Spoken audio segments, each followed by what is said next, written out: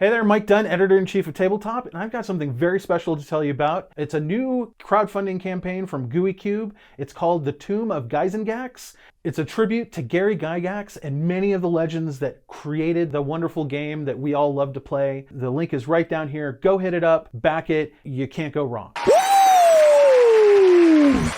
Oh my gosh, I am ready to go. I am ready to go. I can see you're ready to go, David, also judging by your name tag. Yep. So I've got my micro socks on. Oh yes, the crowd is clapping again because wow, they're so hyped up. Forgot to turn the loop off. But I mean, oh my god, the internet was so wrong. Oh my God, I'm not even sure. I'm not sure there's ever been a situation where the gaming community has been so up in arms over something that they just completely whiffed on. I cannot remember a situation as bad as this one. I mean, well, let's hear it. Let's hear it, Anthony. Because what do you mean? Let's hear it. You witnessed it for yourself. I sure did. Utterly whiffed. So here's the main news. Here's the information everybody wanted to know. Is Starfield coming to the PS5? No. Maybe. No. He didn't say no. He didn't say no. He asked if that was one of the first 4 games coming, and he said no. That's all he said. That's what people wanted to know. Of the 4 games, no, it's not Starfield. Okay, that's Hi-Fi Rush, Sea of Thieves, Starfield. What was the other one? Gears of War, and I think there was one more.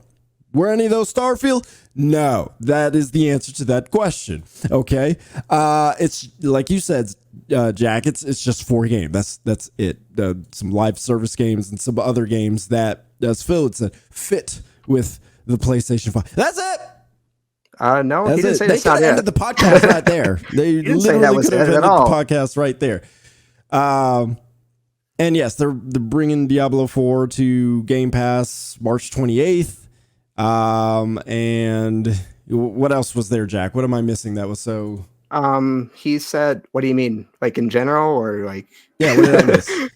For like stuff he said. Hey, you said no. That's not all. What else is there? Oh, I mean, he said a lot of stuff. I mean, he said there's going to be less and less exclusives, and that he's going to be learning from all the stuff that they're doing. And that, I mean, basically, I mean, let's just get right into it, right? He's a compulsive liar that like has lawyers tell him what to say for everything. And so this is like 20 straight minutes of lying by omission. Because all of his answers, because like he never actually said that Starfield wasn't coming to PlayStation. But then he, with The Verge, in an interview with The Verge, he said, "You mentioned that Starfield and Indiana Jones aren't part of the 4, despite rumors, but will those ever come to PS5? Can you rule it out?" I don't think we as an industry ever rule out a game going to any other platform. We're focused on those 4 games and learning from the experience, but I don't want to create a false expectation on those other platforms that this is somehow the first 4 to get over the dam, and the dam's going to open everything else coming. That's not the plan today. I don't want to mislead customers on the other platforms. We're launching these 4 games. We're excited about it. We're excited about the announce and everything else, but we'll see what happens for our business. Where's the lie? Where's the confusion? The confusion? And by omission. By omission?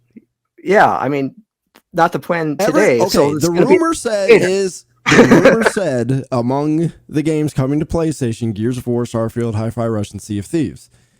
Among those 4 games, was it any of those? No. Did he say those games are never coming to PlayStation? But that's not what the internet was. That's not what the internet and everybody. The internet had no idea that there was going to be just 4 games announced. They just said the Starfield's coming to PlayStation. But among the rumors, what everybody was discussing, and it's still going to happen, Anthony. It's still going to happen. It's still going to come to PlayStation. So they're still looking at it. They answered the question then. The question is still answered. They answered the PR question that no one asked them. No one asked, is Starfield going to be in the first 4 games coming? Everyone asked, is Starfield coming to PlayStation? Are you serious? The internet was literally arguing about this for days. They weren't arguing over that being a... No, they're arguing if it's going to come to PlayStation at all. And it's going to. I quit. What?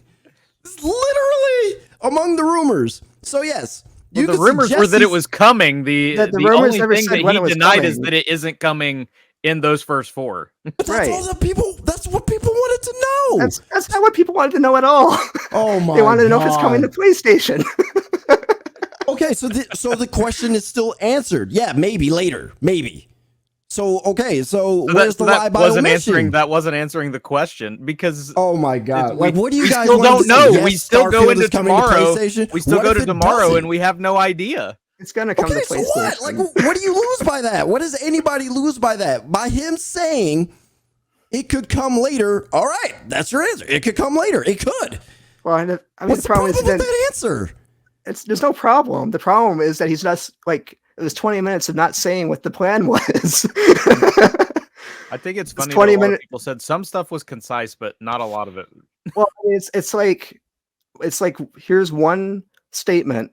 It's kind of non-committal, followed by 5 minutes of like word vomit PR stuff, and then like another statement, which is again understandable. I don't think it's understandable at all. But at the same point, we've got 4 games coming. We're not going to tell you what they are.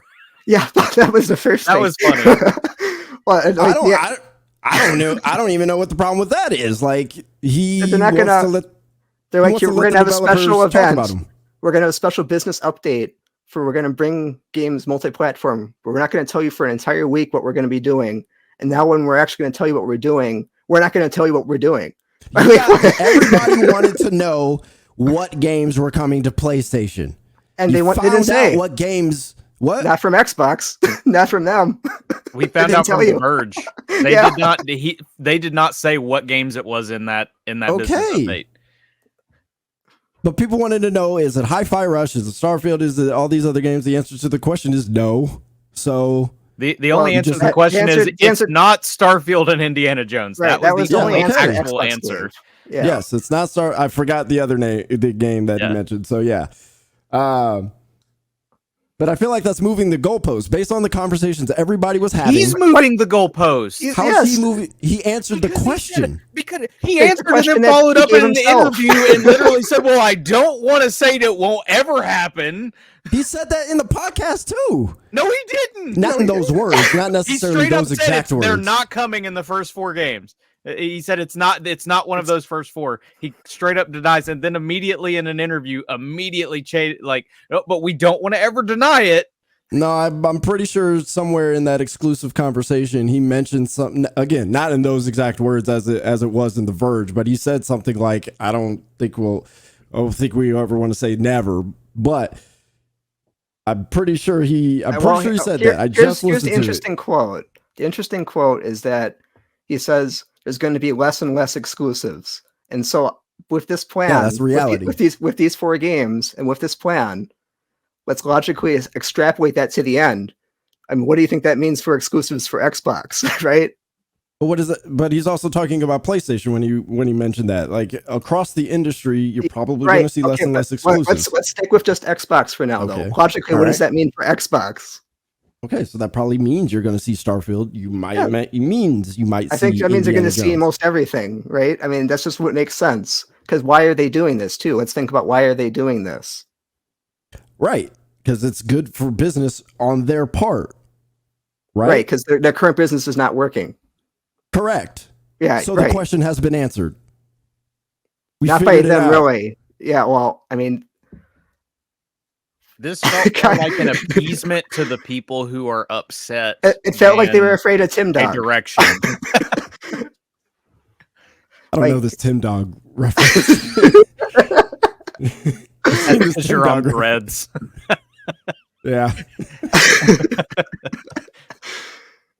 Another one of the hyper fans. Like it was like 20 minutes of them like kind of like easing you into what they're doing without fully committing to anything. Like they won't even tell you what the games are for some reason. I don't understand that at all.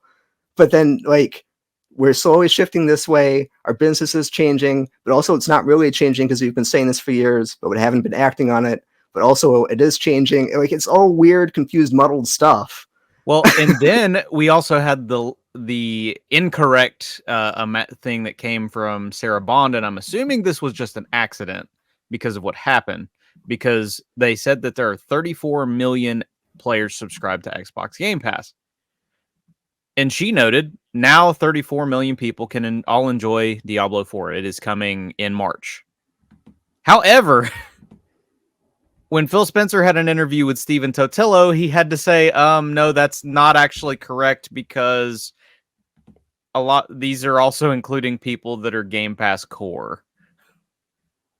Okay. So it's all these different numbers that are, that's this, it's this, it's this. We keep getting through, which that's Xbox. Xbox and numbers don't get along very well. Well, and part of it too is like, true.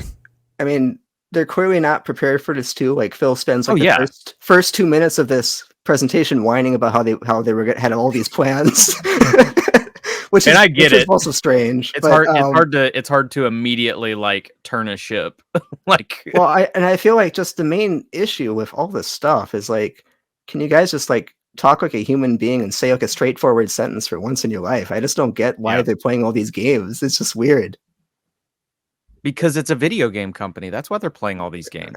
It's Xbox. They don't have any games. the other thing, and I'm kind of jumping around here a little bit, is they also threw out the exciting stuff coming in hardware, and the next console will be the largest technological leap you will have ever seen. And I'm sitting here, I'm like, fam, we already went through this, and it didn't sell more consoles for you.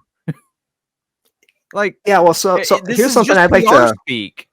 Well, and so part of this too is like, so why do you guys think that they're already talking about the next hardware? Like, is this just what they're doing today? Is this just a wash? Like, no, because people were wondering if they were going to exit the console space. Yeah, well, and it's like, well, it's. Is it? That's what I'm saying. Like, I don't know what conversations you've been paying attention to, Jack, but I feel like he has answered all the questions. He has not answered any questions whatsoever. It's almost more he answered a question with another question, I guess is the thing. He answered the question. He may have gotten details on that question, but it wasn't fully answered. Maybe that's more what it is we're not getting full answers. It's like he answered questions in the vaguest way possible, where you kind of have to extrapolate what he means for every little thing, because it's like he says more by the things he's not saying than the things he actually does say. Well, it's like the constant back in the day with like some of the different exclusive talk, like, is it or isn't it exclusive once it's bought? Like, it was always there was never this is coming to Game Pass day one, it's exclusive to Xbox. Like, it took forever for us to know Starfield was straight up exclusive. Right. Like the question, nobody would just get out and say it. Right. Like the question that Phil should be answering is Starfield going to be exclusive? Not the question he asked himself, essentially, which is Starfield going to be one of the first 4 games coming to PlayStation? Right. Well, and honestly, a lot of it is they don't know. Well, I think they do. I think they do. So here's the thing. If they want to keep the door open, what's the problem with them keeping the door open? I don't think there's a problem with them keeping the door open. I think the problem is that they just want by giving a non-committal answer, they're keeping the door open. So, well, no, because I think they already know what they're going to do. I think they already know what they're going to do, and the reason they're keeping the door open is because they don't want to upset Tim Dog and they want to sell a new Xbox. I mean, I am with Jack on this one. I think they wanted to appease the fan base as much as they could and make the fan pit. Now, there was a lot of stuff that just straight up did not happen that I thought might happen. We kind of thought that there would be some changes to like Game Pass and stuff like that. Turns out, not at all. In fact, they've got Diablo 4 coming to Game Pass. Like, that's pretty epic that they are still committing to the subscription thing. So I mean, that's kind of a good thing. They still didn't answer a lot of other questions. Like, all we know is that Diablo 4 is the first Activision Blizzard game coming to Game Pass, which it is odd because Bethesda, like, we got a big drop of here's a lot of the back catalog. I'm very curious as to why we haven't gotten to that with Activision Blizzard, like, especially with as expansive as it is. I don't have an answer to that question. So I mean, there's good stuff that did come out of this and stuff. It's just more the fact of it feels like this was very much a let's placate people and move on. The console warriors. This feels like it could have been an email. Here's the thing. If we're going by your guys' logic, the console warriors wanted to know, is Starfield coming to PlayStation? And according to you, it probably is still coming to PlayStation. And yet, they're okay. Who's still, because they're still getting a console next generation. Well, kind of. I mean, that's what Xbox wants. They want them to be okay with that, right? But who knows if they're actually going to be okay with that? I don't know. Like once this whole plan, like, so they said they're releasing these first 4 games, and Phil, I think, said repeatedly they're going to be learning from that. I mean, and like think about what they're learning. I think what they're going to be learning is how to launch the bigger games, because these are all relatively small. We said that last week. Yeah, right. They're probably going to learn, and that right. Yes, confirmation. So once this whole plan goes into full swing, I think that's where the plausible deniability kind of goes away. Like once they do announce like Starfield's coming to PlayStation, I mean, then people have to like start accepting reality, right? Like there's not. Why is anyone buying the next Xbox? And I don't know if, I mean, they really haven't had a good answer for that this entire generation. I'm not sure why what they're going to do for next generation. Sure. Yeah. And so I feel that's kind of where I'm kind of confused is like, why even talk about the next Xbox right now? Like, again, people were wondering if they were going to completely leave the console space. So, well, and in a sense though, they kind of like unofficially are with a Xbox that no one's going to want to buy once they reveal their full plans. It's weird. You're saying they're leaving it by making another console? No, I'm saying they're leaving it by moving all their exclusives, just getting rid of exclusives essentially, because I don't think there's any real reason to like buy it. He didn't say that either. He didn't say all exclusives were going over. Well, I mean, we kind of went over this, right? That's the plan. That's the plan, is they're going to be doing that. See, that's the thing I'm hearing from you. You're assuming because they are not saying something that will eventually be the plan. He did say we're still. So what would be the point of having exclusive games after this? What would be the point? If they're not right. If they're not trying to. We agreed last week you still need exclusives to sell Game Pass. Every business needs some kind of exclusive. We agreed with that last week. Well, do you need exclusives to sell Game Pass? Yeah. I think you need that to sell hardware. I don't know if you need that to sell Game Pass. Yeah, absolutely. You need it to sell Game Pass, for sure. If it's at least a reason for other people. Maybe it doesn't attract everybody.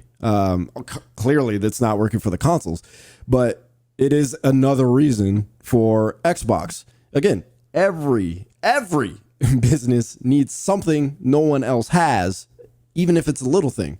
So I think the question is, how many exclusives are they going to keep specifically to Xbox? I think that's a fair question.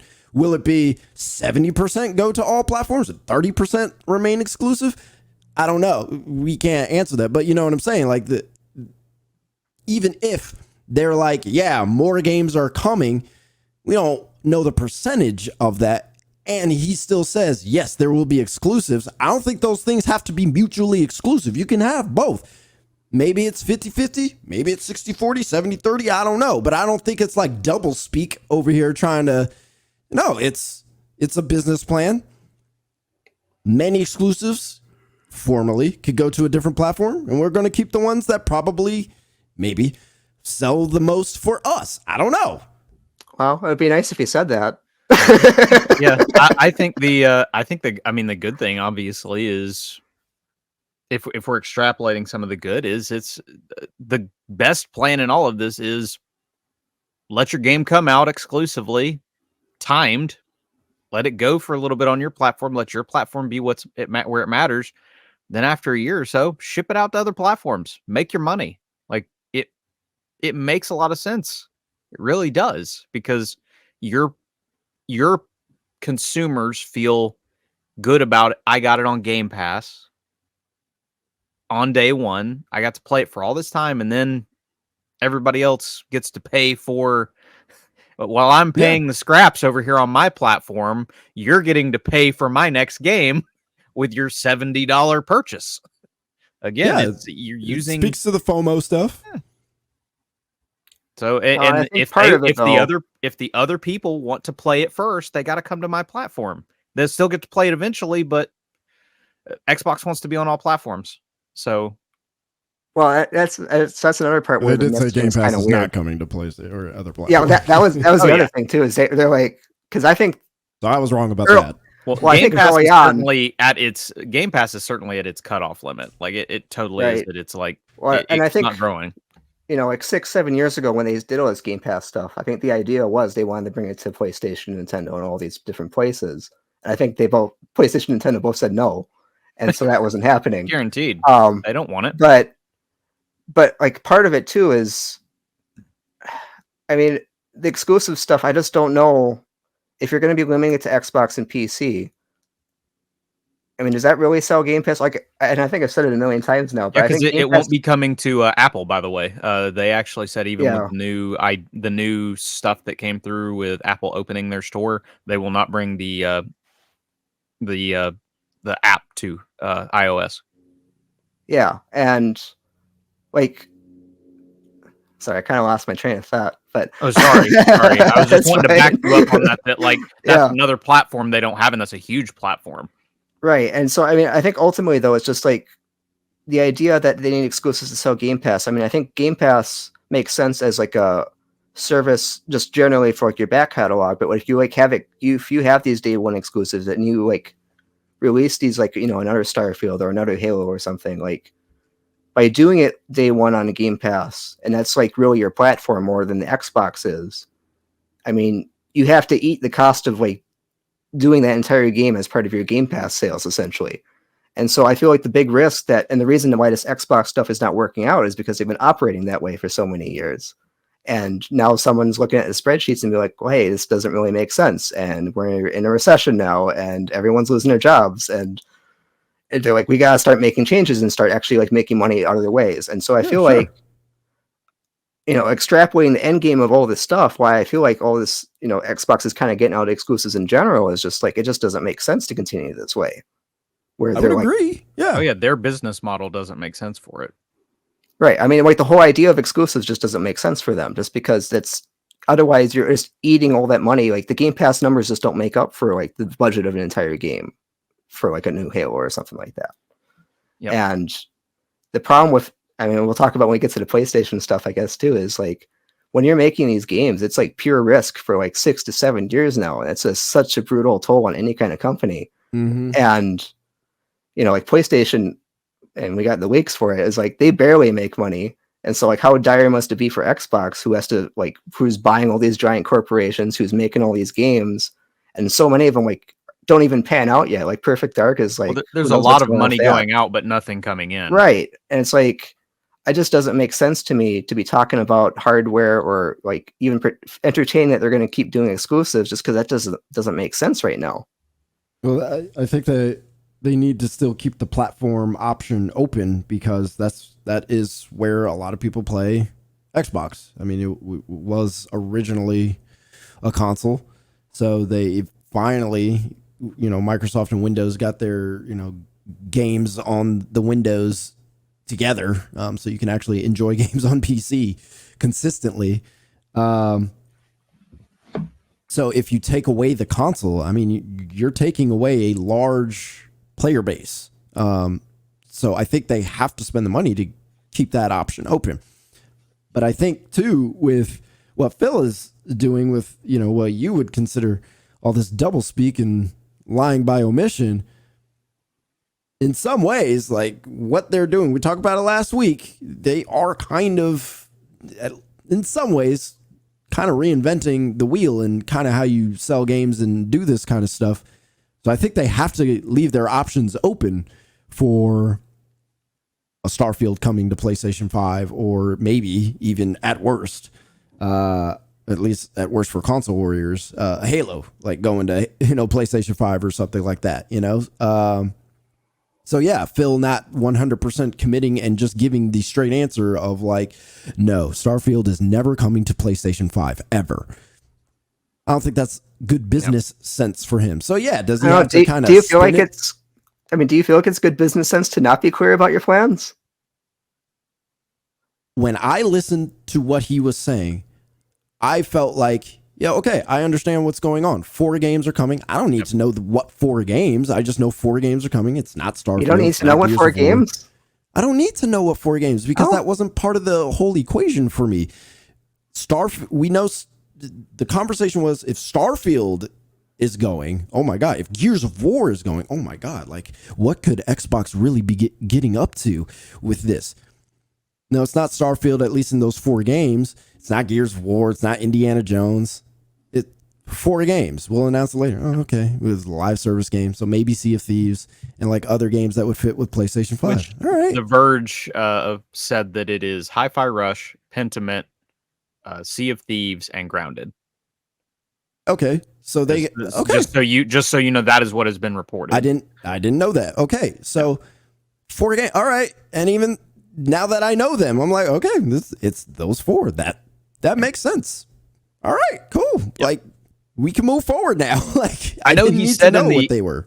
I know he said in the interview, like, we don't want people to think the dam is bursting. I don't think it's like that, but at the same point, it's like, oh, I mean, but that's how the conversation was. You're not. I just had posted in the Gaming Trend Discord how Phil said, not all PC games not all Xbox games are coming to PC. That was something he literally Halo 5 is still on Xbox. Yeah, exactly. That's because nobody wanted to play Halo 5. that game that's like a Redfall. Like we politely decline. Yeah, it's not like Redfall. That's a little disrespectful. No.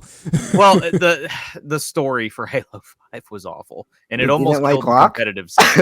It's fine. Halo 5's competitive was fine. But yes. But it's in 2016. That was what was said, and that changed, and it became day and date. So I think it changed that year. Yeah. So it's more just the things of, once they start getting this data, we all talked about it. I think we talked about it in Discord. I think I forgot to bring it up last podcast, but they see those books, man. And it's we can make how much money putting this over here? They start seeing those Activision holiday ledgers coming in, and it's like, fam, guess what we could make if we went multi-platform? Because we're not making but $15 a month right now on some of these games, and it ain't moving our consoles because we have the numbers to prove it. And Satya Nadella's like, yeah, fix that. Yep. And then you also have to go on the thing of, we might have to start putting Call of Duty on Game Pass, meaning we will lose that chunk of money. How we pay for that? Well, there's a bunch of people on PlayStation who would certainly like to pay for some of these other video games that we have, because you can't use the argument of, oh, well, the Call of Duty on PlayStation pays for it. No, because you're getting rid of the check that they're already getting from Xbox gamers, because Xbox gamers had to pay for Call of Duty last year. So they got that check in.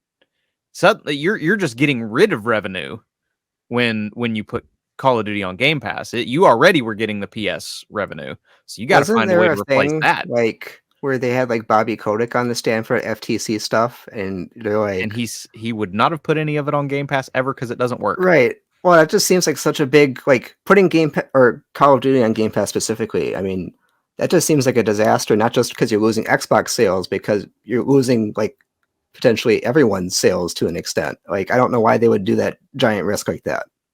Yeah, I mean, again, it's the idea that you hope that someone will make the shift to Xbox, and then they can get it through Xbox. Now, my biggest question will be, at that point, do you find a way to keep from putting it on PC Game Pass?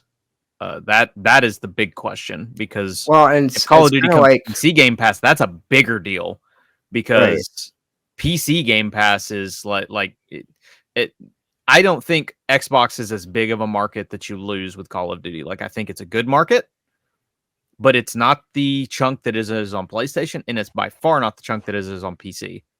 Like, especially Call of Duty is just dangerous in general to do that with, just because there's a new one every single year. So it's like, this is a game that people already kind of cycle out every single year. And and the funny thing is the thing that immediately came to mind, like, there was a lot of people like, oh, Microsoft's going to get their hands on it. It's going to go, they're going to try and shift it to being every 2 years. I'm like, buddy, no, it's never going to shift. If anything, they need that. I think Colin Moriarty said that at the current clip, if Call of Duty maintains the money that it makes. I don't know if he was talking about Modern Warfare 2 or Modern Warfare 3. I believe he was talking more on Modern Warfare 2, but I think they need 30. And this is specifically, this isn't can Xbox pay or can Microsoft pay for it? Because they already have.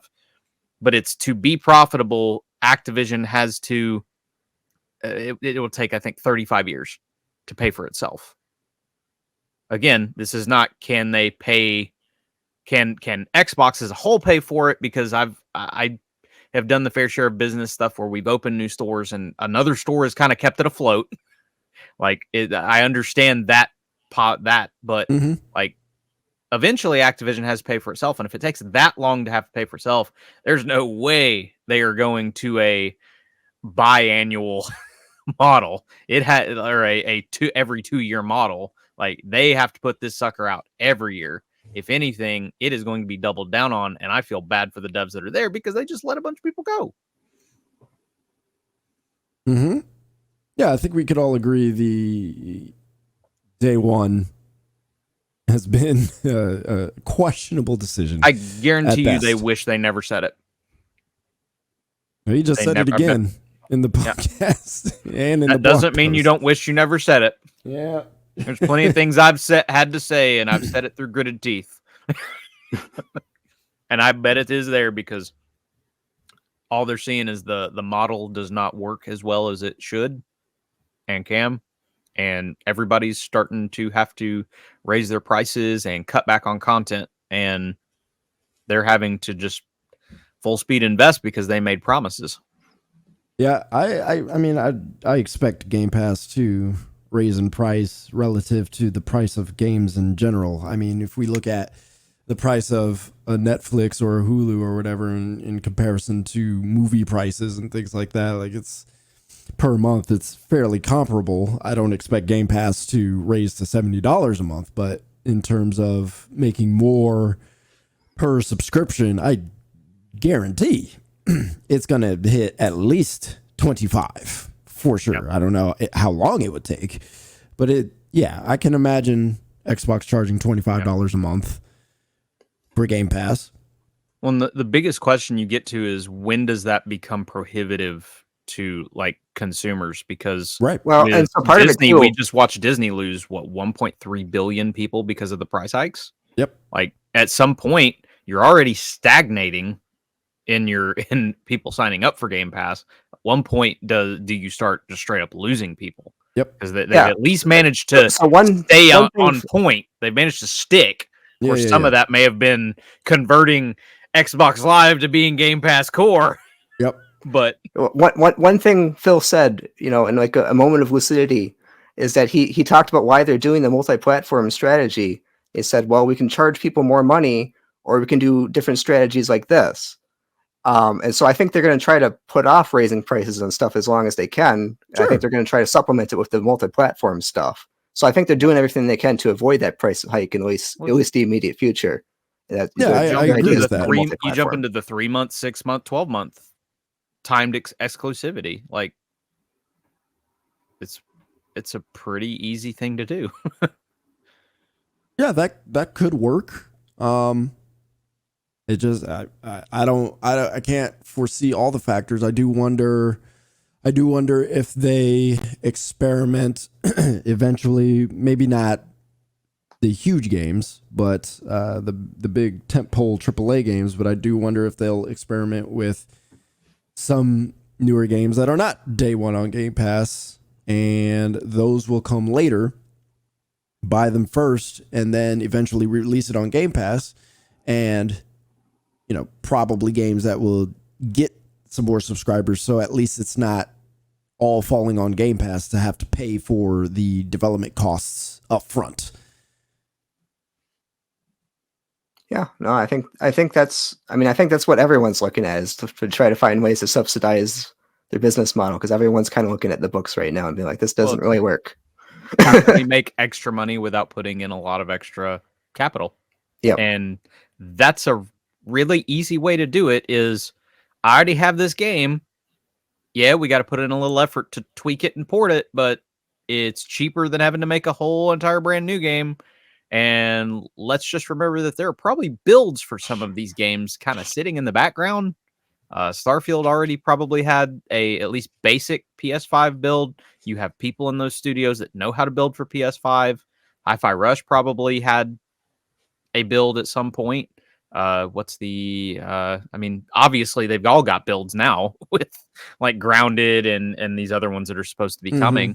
And then you've got just the rumors on Gears. Like the thing is the rumors are still there that they have at least discussed Gears, Flight Simulator, and I think the next Doom. Why won't anyone talk about Banjo? I know because they let all the people go that were going to do Banjo. I don't know, but Gears is kind of an easy port because it's Unreal, so it's easier to do something like that than say Halo. So I wouldn't be surprised if you see Gears a little bit quicker than you would see something like Halo, just because it's easier to bring over if it's going to happen. And if the rumors of the Gears remastered collection is true, where they might be bringing, it's a really easy way to introduce new people to Gears before you bring 6. Sure, yeah. So, and the Xbox and PlayStation, at least hardware wise, like they're as close as they've ever been. So, yep. Oh yeah. I don't know the behind the scenes programming architecture and how different that is, but in terms of just straight hardware, I don't using think, AMD. Yeah, I don't think either console will ever be as drastically different as it was with the PlayStation 2 or the PlayStation 3 and the Xbox 360 or anything like that. The 3 was in-house by PS3. It was a dumb decision. Yeah, so I don't think those consoles will ever be that different. So it's at least not as hard to port games over between those two platforms. You've got a lot of people from Microsoft in-house who know what they're doing with these consoles because they were already doing it. Yeah. All right, I forgot to put this in the show notes, but I do want to talk about it. What is going on with this PlayStation stuff? I only got headlines. Okay, so essentially what happened, because I've got this up. I'll actually go ahead and share it with you guys so that way you guys have the news if you want to follow along. Essentially, that PlayStation had, I'm assuming, their earnings call or whatnot for like everything and whatnot, and essentially said, hey, our PS5 sales are declining. We're not going to make the 25 million goal, which in all fairness, that was a very lofty goal that they set. Like, it was not an easy goal. They were saying, hey, we're kind of behind PS4. And then they kind of fell short of that. So now they're predicting 21 million units as opposed to 25 million units, which in the last quarter, they sold 8.2 million. Like, it wasn't nothing. They sold a lot. Only 21 million. But it's still less. It's still less than what they were hoping for. That matters. So, and then everybody started writing stupid headlines where they said, we're in the latter half of the console's life, and people started saying I forget what the actual headlines were from IGN, but like I felt like the headline was fine. There was one. Well, they didn't say in the latter half, like they weren't. They were very much. The headline said the latter stage. He said the latter half, which to me, I'm like, that's just semantics.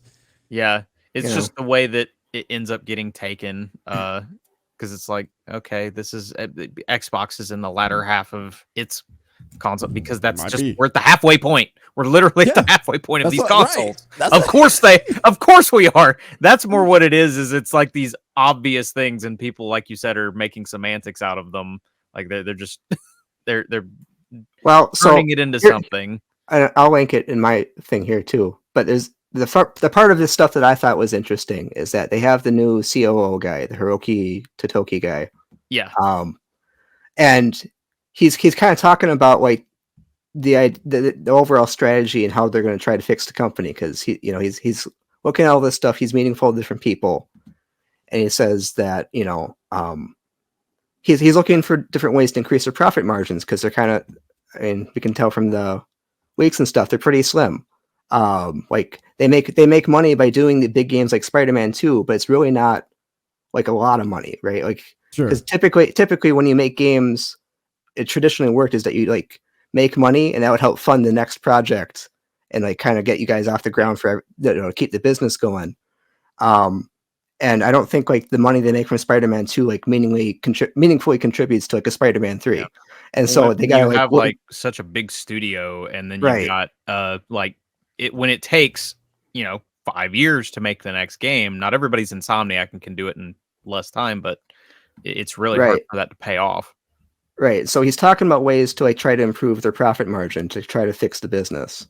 And so one of the things he says is like, well, in the past, we wanted to popularize consoles, and the first party's title's main purpose is to make the console popular. That's true, but there's a synergy to it. So if you have a strong first party content, but not only on our console, but on other platforms like computers, a first party game can grow with a multi-platform release. And that can help operating profit to improve. So that's another route we want to proactively work on. So basically what he's saying is, kind of reading in between the lines a little bit. So just same treatment with Phil. but that's your job. I understand that, Jack. Yeah. Same treatment with Phil. But what he's saying is that the money you make from PlayStation games isn't enough to sustain the business anymore. So we got to like move out. We got to do different things. And so I think one of the things he's saying is essentially we got to start doing PC releases more aggressively. And that's what they're really definitely talking about. It's PC. That's right. And honestly, that's everybody, because PC is where the money is right now. Like, I get the feeling that streamer culture has created a lot of people who want to play on PC, and gaming PCs have become a much bigger deal. And there's so much. I think we may have even talked about it in the last episode, but just it's so much easier to build a PC now, like and buy pre-built and all this stuff. So people just play it on PC. So you got to put games where people are, and PC is just the thing.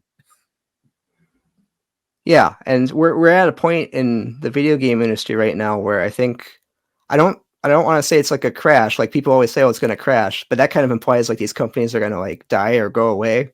And I don't think that's happening. It's more like it's been left out in the sun a little too long, so it's kind of melty and goopy. So people got to kind of like this next year and 2 years are going to be people like really regrouping and trying to figure out how can we make this like right. And so we're going to see a bunch of weird stuff, I think, like even from Nintendo a little bit, I think, with their new console potentially is we're going to see like weird stuff where people are going to be putting games on places you wouldn't necessarily expect. They're going to be making deals you wouldn't necessarily expect just to kind of like get everyone across the finish line as they reorganize stuff. Which, like, I think they've even been saying that at DICE this week. It's like, that's survive. That's literally what 2024 is. Like, we just got all these games out. We got to survive until, I think a lot of what the industry is looking at is, can we get to GTA 6? Because, again, it's just the brand power of Grand Theft Auto drives everyone higher. Like, it's a rising tide. It lifts all ships. Well, and that kind of except for Nintendo because they don't have Grand Theft Auto, but Nintendo does whatever they want anyway. That kind of like spells out how bad things really are, though, right? Like the whole industry kind of relies on like one giant game to carry everyone. Like that's not good. That's not good at all. But we've talked about this before. Games are too expensive to make, and they take too long to come out. That's like, a big one I think they're going to work on. That's both of them, and that's where you've got to figure out, like, I forget who I was having a conversation with, but I'm like, man, we really need to go back to the old PS2 days of having these good AA games. Maybe they aren't like the best thing you've ever played, but there were some really good, solid, like the THQ games that you'd play, like just the solid middle of the pack games, and then you get the big releases around those, like, but now we're waiting 7 years for the next big thing to come out, like from your favorite studio.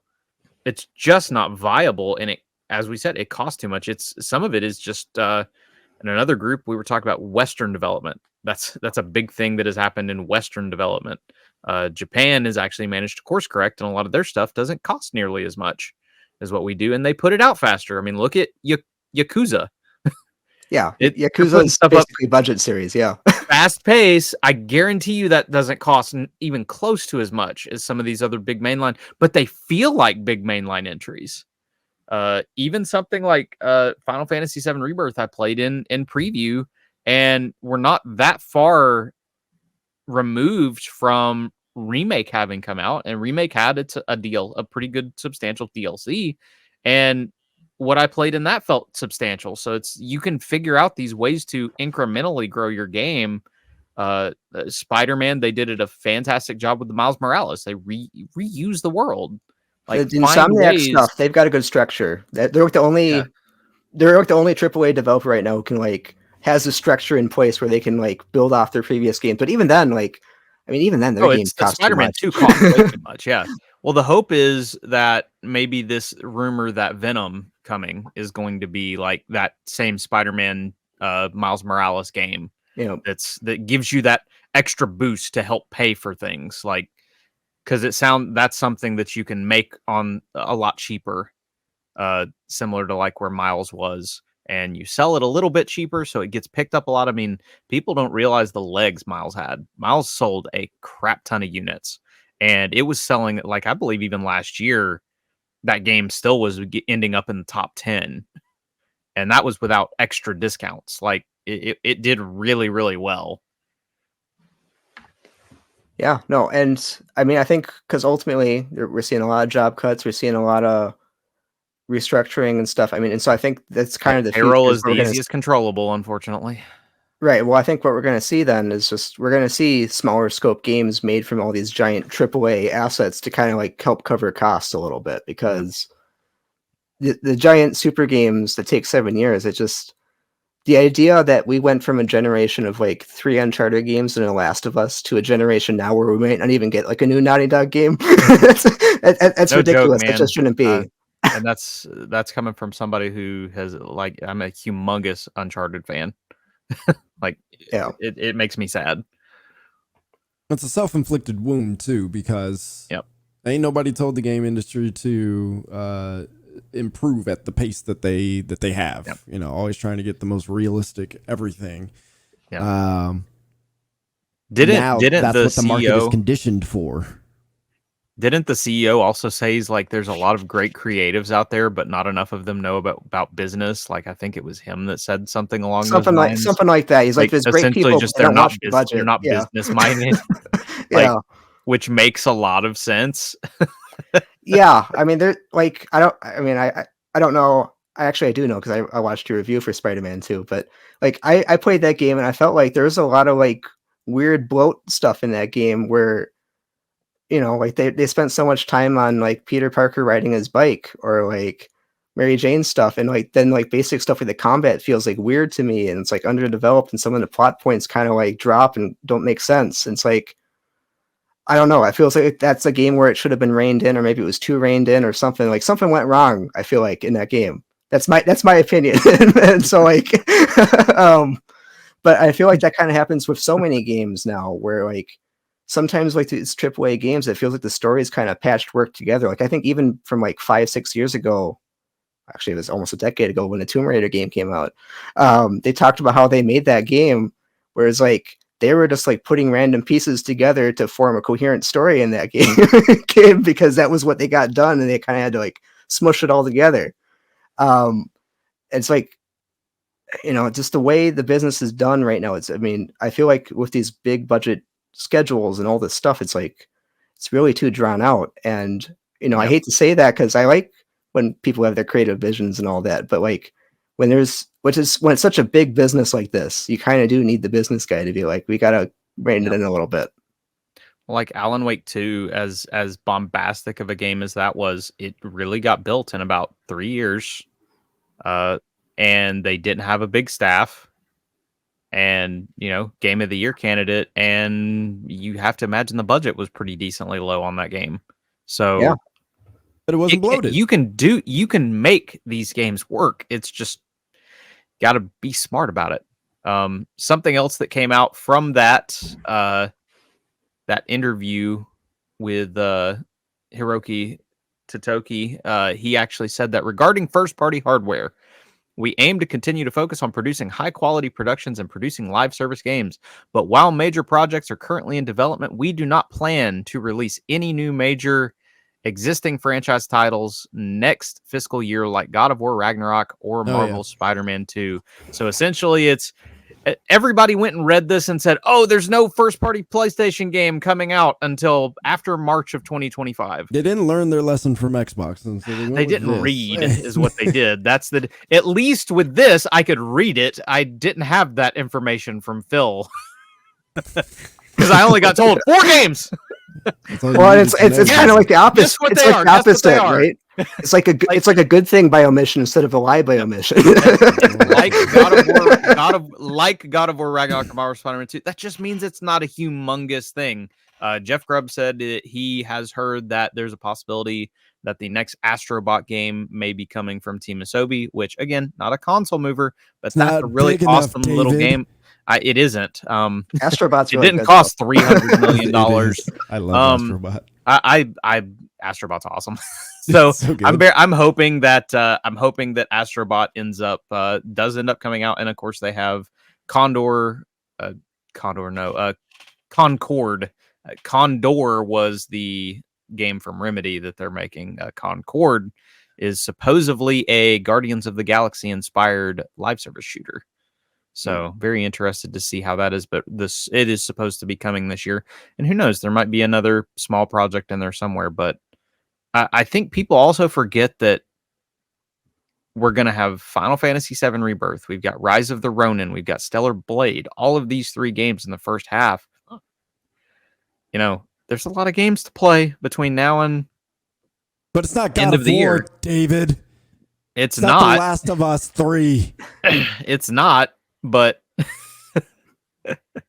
like there's things to play that are exclusive. Like, well, that's what people are going to learn this year is that you're not going to have your big PlayStation franchises that you would typically like to play. You're not getting your Xbox stuff. You weren't getting Xbox stuff anyway, so you're gonna have to play other stuff.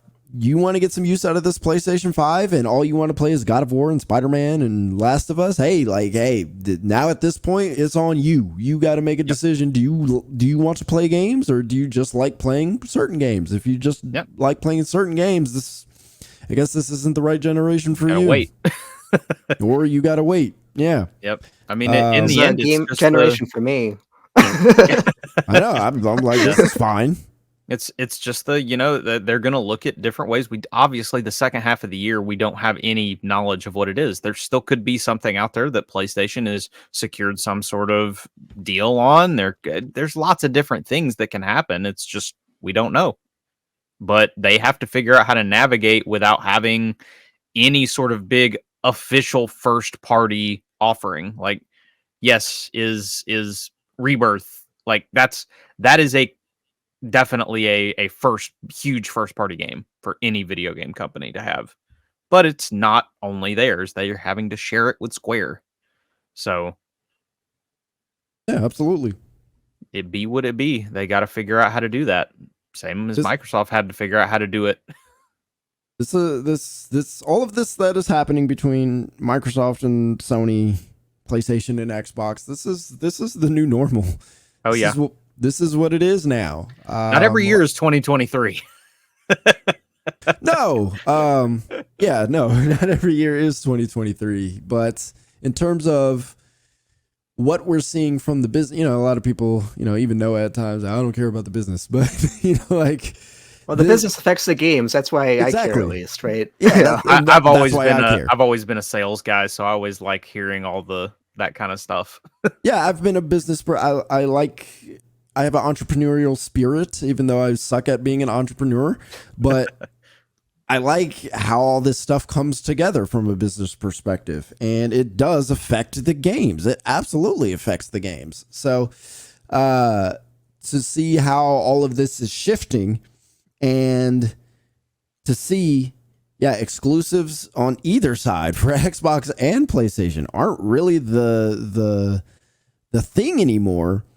At least in the way it's been in the past, we got a new normal. Maybe we see the rise of PC, in a way that consoles dominated over PC, in the 90s and early 2000s and stuff. Maybe we're going to go into a generation where it's like consoles just aren't really a thing. We'll make them, but you know, we're gonna get a bunch of competing Steam Decks. It's gonna be weird. We already are. I know. But they're gonna be like going that direction. I mean, there's gonna be an Xbox One. There's actually rumors that both console makers are looking at handhelds again. Yeah, that's not a bad. I mean, that'd be a great move for Xbox. It would be great for Sony and PlayStation to expand upon what they were doing with their little what is it called again? The Portal is Portal, yeah. Portal's awesome, man. I like the Portal, so they could really do something similar. So something I did read that really gave me a good laugh though was somebody said, "Oh, it's so nice. PlayStation doesn't have any first party exclusives, so Microsoft is giving them a couple of games to sell." How nice of them. That just cracked me up. That is goofy. Yeah, they might come out with a brand new franchise banger. That's big. You know, I hope Concord is good. Like, I would like it to be good. And I mean, we already had like Helldivers come out of nowhere and surprise everybody. Play that, yeah. I wasn't interested in that, but now everybody's like talking so much about it. Yeah. It's so much fun. And it's only $40, so it's not exactly a heavy duty expensive game. Even Phil Spencer was kind of ragging on it. That was weird. On an interview. Yeah, he was like, he was all about how awesome it was and wants to play it, but was like, oh, but it's tied to PlayStation. He actually kind of was a bit that way, I think. He was like, I don't know. He's like, I don't know how Helldivers 2 being exclusive to PlayStation benefits anyone. Yeah. It's like, why would you even say that? I want this on Xbox. Yep. That is true. He is ringing the less exclusives bell. But I mean, him and Satya Nadella said during the FCT. Satya doesn't want FTCs, any. Yeah, he's like, it's a bad thing. Like, frick. But that's also coming from the one who has the platform share of Windows. Basically dominating the PC space. Oh yeah, they're selling everything. They make everywhere. Their money. Office, Microsoft Office, all that stuff, man. Yeah, they're selling it everywhere. Office is on Apple. I don't care. Yeah, and that wherever we can make money. Yeah, that's the thing. Going back to that, I'm sure Satya is looking at the exclusives like, okay, like I know this is how it's been done, but how do we make this work? And this is the company that does have freaking Microsoft 365 on Apple. Hey. Wherever, if it can go on it, if you can make money, here we go. Yeah. That's the only other thing, though, with these couple of games going over is it's like, we want to learn from these. Like, fam, you chose a really random bunch, and I love some of these games, but I don't know how much you're going to learn from putting, some of these games over on other platforms, just in terms of, like, actual sales numbers. I'm not sure it's the sales numbers that they're going to be looking at necessarily. I think it's going to be. You think? I think so. Yeah. I'm just curious, like, what you think on that. Yeah. I think it's like, because I think they're probably going to try a few different things. I think they'll probably do like a shadow drop. I think they'll do like a announce it ahead of time kind of thing. I think the idea behind it is like to try different ways of launching the games and try to figure out which way they should go about it. And like, because I think for the service games in particular, they're going to extrapolate that for Halo or something like that. And be like, well, how should we launch something like this? And what are the numbers like? How easy is it to do crossplay? So these are kind of like the testing grounds for when they would start launching the actual big stuff. Yeah, I think there's something to that too. But yeah, I also think it is reception. These are games that they think PlayStation users would gravitate towards. A Grounded, a Pentiment, Hi-Fi Rush. I think Hi-Fi Rush is probably going to be one of the strongest ones. Pentiment. Now here's the thing: Hi-Fi Rush and Pentiment. If you are on Switch, if you're on PlayStation, go buy it, please. I love both of those games. Just PSA right now. If both of those games are coming, go buy them. Yeah, and especially looking at, if they end up putting it on Nintendo, I don't know if that was specifically said about Nintendo, but if those end up going to Nintendo, how does that player base eat those up? Is it something like, oh, we heard it was good on Xbox, but So I think we'll see. I'll buy both. As someone who has beaten Pentiment and has obviously Game Pass to play Hi-Fi Rush on, like I will buy both of those on Switch. Like insta cops for me on Switch. And you said Verge said it was Grounded and Sea of Thieves? Grounded, Sea of Thieves, Pentiment, and Hi-Fi Rush are the 4, supposedly. So yeah, that's a good kind of, in the sense of like you've got your live service and you've got your smaller community kind of games. Yeah. I think in terms of the live service games, I think it is a giant experiment. I think they've done their research, so they're going to get something from it. But I honestly think it is the start. I agree with everybody in the sense of that. I think it's the start of these things moving to other platforms. It really is. But I think that they are going to try and do it in the more timed exclusivity way, as to continue to keep your brand being the one that you want people to gravitate to. I will say one. I was just going to say, and then let everybody else pay for it afterwards. Yeah, I think that's smart. When we were talking about the Microsoft stuff, it did make me realize that they are probably trying to push the Game Pass stuff, because app-wise, that kind of makes sense to put on multiple stuff. I think it's if you look at Windows and everything that it does and all the apps Microsoft makes, like that's what they do. They put apps on everything, programs, whatever you want to call them. They put those on everything. And so to shift the mindset and be like, at least from Microsoft's perspective, I don't know what the books look like in terms of like developing these games and then shipping them on everything. I think that makes sense too. But I don't know if Microsoft is looking at it from like, look at all the stuff you get with this. If we put this everywhere, like how much does that increase subscriptions?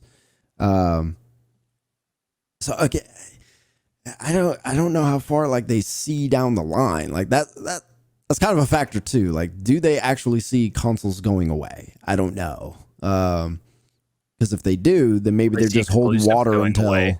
Huh? I certainly see exclusives going away. He literally said it. So yeah, if they see exclusives going away, that's even more reason to put Game Pass in other places, because it's like whatever. But so a part of me wonders if they're just holding water until there's a shift in the market where that's a long time to hold your water, but the shift in the market to where this kind of thing is just acceptable across the board. I think that's exactly what they're gunning for. Yeah, I think they're helping a little bit. Right? I think they're trying to push things away from consoles, because they don't have any reason to stick around in consoles if they don't have to. They're losing in this market. That's why they're doing everything they're doing. And I think what their end goal is, we're releasing stuff on everything because we want to be on everything. And so if we can kill consoles too, that'd be great. Yeah, I just don't think they would. I don't know if they would kill it, but I wonder if they would do it in such a way to where they're powerful enough to run Game Pass and enjoy games on Game Pass, but not necessarily natively on disc. You know what I'm saying? Like, yeah. Because it is expensive to R&D them, build them, do all that stuff. You got to do the controllers too. Although Xbox is getting less and less, like their controllers are mostly the 360 variation. Like it's not changing too much, so I don't expect them to change that. But you know what I'm saying? Like there's a lot that goes into making a full console. So I wonder if they do just go, you know what, let's just make variations of the Xbox Series S, in the future, so that people have something, if they want that console, they can have it, but you don't need it to actually like get the most out of it, which to me, that seems like what the Series S was meant to do in the first place. Yeah, I think they're trying to look for a low investment. Like, if Xbox sticks around as like a box, I think they're looking for low investment ways, because I think there was that rumor the other week too about like they're looking to license things out to third party. That's another way to keep costs down for them if they want to keep having a box. I don't think the hardware. I mean, and they've said it a million times, just they don't always act like it. It's like the hardware is not important to them, and so I think they're seeing things at least 10 years ahead, and they're saying, yeah, we don't think consoles are going to be a big deal in 10 years. Yeah, well said. All right. Let's just end it here. Yeah, you're done. It's another week where we don't get a lot through of our talking, show man. notes. Yeah. I mean, it's when you've got stuff like this, there's a lot to go through, especially a lot of eventual there was stuff. a lot, especially given there was so much beyond just the podcast, which I don't know that you can really call it a podcast when it's 20 minutes long. No, it's just, it was more like it was a round table. Like I think is the term they probably should have used. It's a 20-minute press release that they audibly speak at you. It's weird. Yeah, it was this should have been an email. Like if they could fit it all in one Twitter post, like edit all the jargon out, all that stuff, I would have greatly preferred that. We have 4 games coming to other platforms. No Starfield, no Indiana Jones. Bye. Well, they can't say something that definitive. Good Lord. Okay, so no Starfield, no Indiana Jones, parentheses. No, you got to start. For now, JK. The first 5 sentences are like, we're here for the gamers, we love the gamers, we hear you, and we're listening. And we hear the first 5. Yeah, we here at Xbox. We love you. Y'all make me laugh. All right. That'll do it for us this week. Appreciate you watching. Appreciate you listening. I guess we're going back to normal next week. All right. We'll I don't see. know. With Jack in the room, I don't know that anything's normal. What does that mean? Everything I say is normal. You can ask him right now. We can add drama to this podcast. All right, deuces. See ya. Peace.